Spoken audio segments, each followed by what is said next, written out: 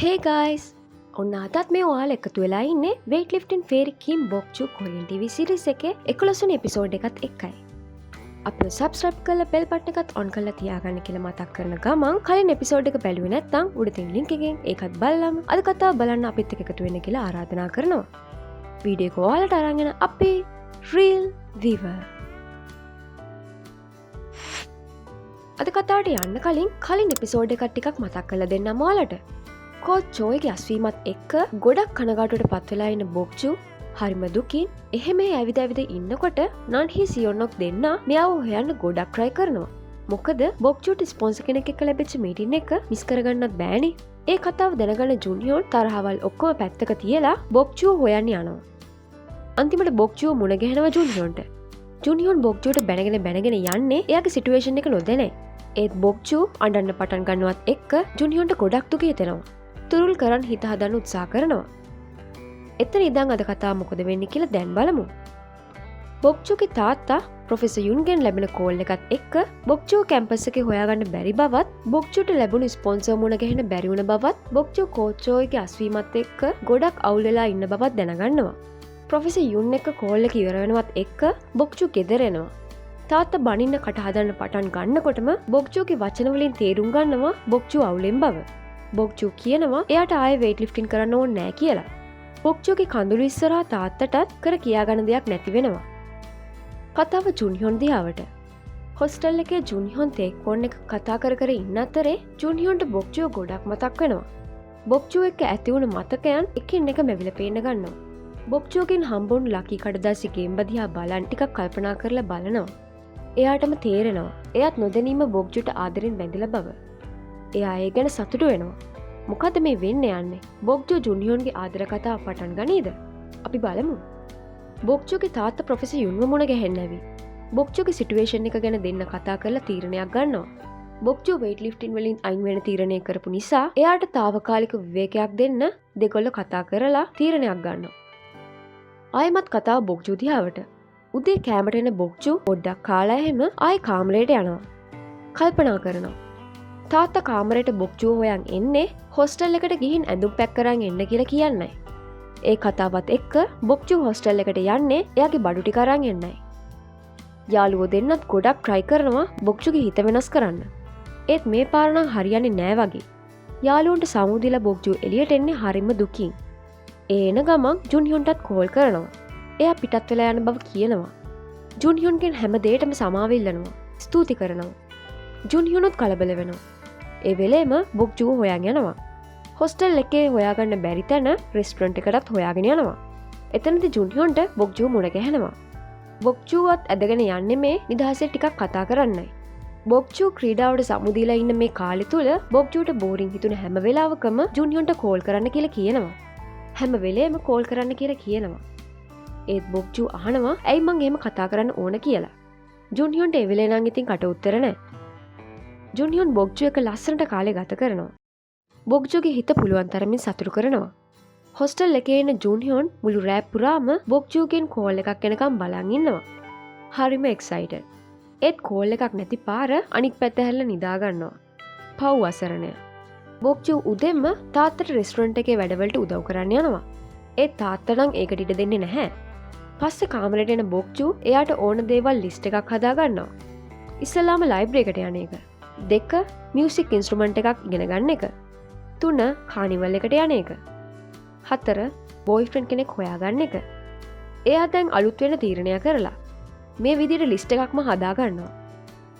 කතාව weight lifting team එකේ උදේ ප්‍රැක්ටිස් දිහාවට. කෝච් යුන් හිතේ කොච්චර අවුලක් තිබුණත් ඒ බව එළියට නොදා සිනාමුස් මුහුණින් කට්ටියගේ හිතුත් හදලා කට්ටිය ප්‍රැක්ටිස් වලට පිටත් කරනවා. පස්සේ ඔෆිස් එකට එනවා. මුන්කීත් කෝච් පස්සෙන් ඇවිත් කෝච් චෝයි ගැන අහලා දැනගන්නේ හිතේ තියෙන වරදකාරී හැඟීම නිසායි. කතාව බොක්චු දිහාවට. පාඩම් කරන්න හිතාගෙන බොක්චු ලයිබ්‍රරි එකට ගිහින්. ලයිබ්‍රරි එකේ පාඩම් කරනට වඩා ඉතින් නිදා ගන්න එක තමයි කරන්නේ. පස්සේ යන්නේ පියානෝ ක්ලාස් එකක් බලන්නයි. ඒකේ ගණනුත් කතා කරගෙන ඒ සල්ලි හොයාගන්න කියලා හිතන් කෙලින්ම යන්නේ part time job එකක් බලන්නයි. ඒක ගබඩාවක්. හරිම බර බඩු වදින්නයි තියෙන්නේ. කෙල්ලෙක් නිසා ගන්න බෑ කිව්වත් මෙයාගේ වැඩ දැක්කම එයාලටත් නොගෙන බැරි වෙනවා. ඒ අතර ජුනියොන් බොක්ජූගෙන් කෝල් එකක් නැති නිසා හරියට වද වෙනවා. අයියක පොඩි චැට් එකක් දාන කියලා හිතාගෙන යනවා. අයියා බොක්ජූ ගැන කරදර වෙනවා දැක්කහම ජුනියොන්ට තරහත් යනවා. ජුනියොන් තර්ජනය කරනවා කරදර වෙන්න එපා කියලා. එතකොට තමයි අයියා දැනගන්නේ ජුනියොන් බොක්ජූට කැමති බව. අයියා ඉතින් ඒ ගැන කියලා ජුනියොන්ට විහිළුත් කරනවා. චිකන් රෙස්ටරන්ට් එකේ තාත්තයි මමයි ලොකු කතාවක. ඒ අතරේ ජනේලෙන් එබිකම් කරන ජුනියොන් මාමට එළියට එන්න කියලා කියන්නේ තාත්තටත් හොරෙන්. එයා ඇවිත් තියෙන්නේ බොක්ජූ ගැන ආරංචියක් නැති නිසායි. මාමගෙන් තමයි ජුනියොන් දැනගන්නේ බොක්ජූ පාර්ට් ටයිම් ජොබ් එකකට ගිහින් වග. කතාව බොක්ජූ දිහාවට. පාර්ට් ටයිම් ජොබ් එක එයා හොඳට කරන් යනවා. එතන පිරිමි ළමයිගේ ඇටෙන්ෂන් එක බොක්ජූට දැන් හොඳටම ලැබෙනවා. ඒ ජීසු දෙන්න එක වැඩ ඇරලා එළියට එන්නේ කතා කර කරමයි. දෙන්න දැන් හොඳ යාළුවෝ. දෙන්න කතා වෙන්නේ ඩම්ප්ලින්ග්ස් කන්න එළියට යන්නයි. ඒත් එක පාරටම ජුනියොන් එතනට එන්නේ බොක්ජූට කෑ ගහගෙනමයි. එයා ඉරිසියාවෙන් පැලෙනවා. බොක්ජූ එක්කන් යන ආව බව කිව්වහම තුන්දෙනාම එකට කන්න යන අදහසක් ගේනවා. ඒත් ජුනියොන්ට නම් ඒ ගැන ලොකු කැමැත්තක් නෑ වගේ. මොනවා හරි කියලා හැම අදහසකටම බෑ කියනවා. බැරිම තැන බොක්ජූට සිද්ධ වෙනවා ජීසුට යන්න කියලා ජුනියොන් එක්ක යන්න. ජීසුට සමුදීලා දෙන්න ගිහින් රැට කෑම ගන්නවා. එතනට ගිහිනුත් බොක්ජූගේ කතාව ජීසු ගැනමයි. ඉතින් ජුනියොන් ඉරිසියාවෙන් පැලෙනවා. පාර්ට් ටයිම් එක කරන්නේ පියානෝ ක්ලාස් එකේ සල්ලි හොයාගන්න වග ජුනියොන්ට කියනවා. හොඳට ප්‍රැක්ටිස් කරලා ජුනියොන්ගේ වෙඩින් එක දවසේ ප්ලේ කරන්නම් කියලා කියනවා. ඒ ජුනියොන් නම් කියන්නේ එහෙම ඕන වෙන්නේ නෑ කියලයි. මොකද බොක්ජූ ඉන්නේ එයාගේ එහා පැත්තේ කියලයි. කතාව හරියට තේරුම් නොගන්න බොක්ජූ විකාර කතා කියවනකොට ජුනියොන් ඒ කතාව මගහැරලා දානවා. පස්සේ බොක්ජූව ගෙදරට ගිහින් ඇරලවනවා. ජුනියොන්ට බොක්ජූගෙන් දැන් වෙන් වෙලා යන එකත් හරිම වේදනාකාරී වෙලා. පව් අසරණයා. ඒ අතර හොස්ටල් එකේ පොඩි ප්‍රශ්නයක්. මහරයි ගර්ල්ස් හොස්ටල් එකේ බාත්රූම් එකට ගියපු ගෑනු ළමෙක් ඩෝ එක පහළ කකුල් දෙකක් දකිනවා. ඉතින් හැමෝම හිතන්නේ ඒ හොල්මනක් කියලයි. කතාව වේට් ලිෆ්ටින් ටීම් එකේ ජිම්නාස්ටික් ටීම් එකේ වගේම ස්විමින් ටීම් එකෙත් පැතිරලා යනවා. ජුනියොන් හොස්ටල් එකේ ඉදන් බොක්ජූ ගැන මේ වද වෙන්නේ එයාට හම්බුන අලුත් යාළුවා නිසායි. ඉතින් කෙලින්ම බොක්ජූගේ උදව්වට බොක්ජූ වැඩ කරන තැනට ජුනියොන් යනවා. දෙන්න වැඩ කරන ගමන් ලොකු කතාවක. බොක්ජූ කියනවා අනික් අය ජුනියොන් එයාගේ බෝයිෆ්‍රෙන්ඩ් කියලා හිතන් ඉන්න බව. යාළුවෝ විතරයි කිව්වට ඒ ගැන අනික් අය විශ්වාස කරන්නේ නැති බව. හොඳම වෙලාව බලලා ක්‍රියාත්මක වෙන ජුනියොන් බොක්ජූව ළඟට අරන් කිස් එකකුත් දෙනවා. හරිම රොමැන්ටික්. බොක්ජූට එයාගේ හිතේ තියෙන අදහස කියන්න තීරණය කරනවා. බොක්ජූ ළඟටම ඇවිල්ලා කියනවා. බොක්ජූ නිසා එයා ගොඩක් ස්ට්‍රෙස් වෙලා ඉන්නේ. හදවත ගොඩක් ගැහෙනවා. බොක්ජූව නොබලා ඉන්න බැරි වෙලා දැන් කියලා. ඒ කියන්නේ මං වාට කැමති කියන එක නේද කියලා අහනවා. කිසි දෙයක් තේරුම් ගන්න බැරුව බොක්ජූ හරිම පුදුමෙන් ජුනියොන් දිහා බලාගෙන ඉන්නවා. ජුනියොන් බොක්ජූ බලන්න ආපු අතරේ පරක් වෙලා හොස්ටල් එකට පන්න තේක්කුවන් එළියේ. එයාට ඇතුළට යන්න විදියක් නෑ. මොකද ජනේලේ අරින්න ජුනියොන් දැන් ඇතුලේ නෑනේ. ඉතින් ගර්ල්ස් හොස්ටල් එකට පනින්න එයාට සිද්ධ වෙනවා.